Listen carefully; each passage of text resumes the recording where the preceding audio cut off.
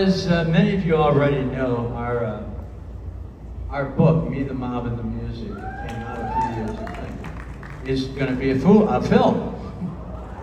And we are really very honored and thrilled, flattered that this is happening because, well, it's just an incredible thing that people think that our story is deserving of a movie, and I'm just very, very honored.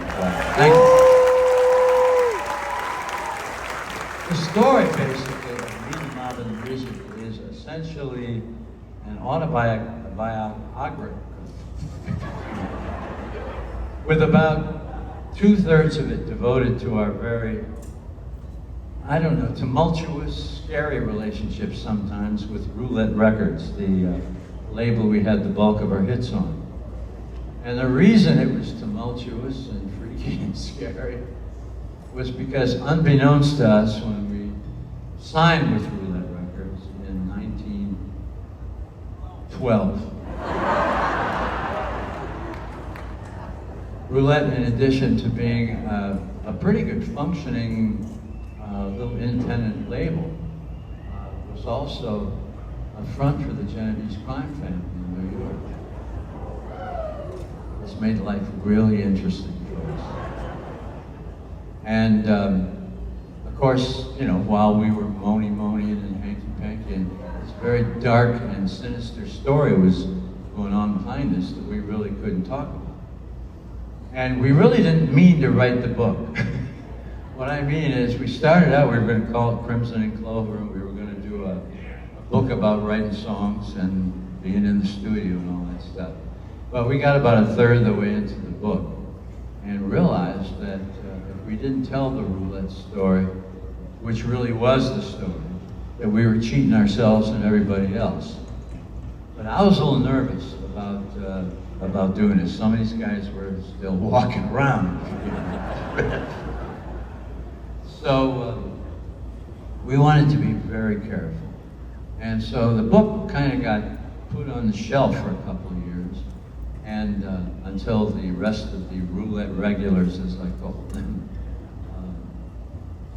died. And so finally that happened in about '06. And we felt we could finish the book at that point. That's pretty bad, though, when the only photos you can find of your record company executives are mugshots. So at any rate, we finished the book, and as soon as we did, we got a deal with Simon & Schuster for the book, and we got sounded on by movie people and Broadway people. And so the idea is that after it's a film, they want to do a musical. It's going to be interesting seeing the mob guys dancing around. But that's the way it's going to go. So this is a very long-winded way of getting to our next song, which is going to be in the film. In fact, it's going to be the last song. It's going to be the song where the closing credits, as they say, start running.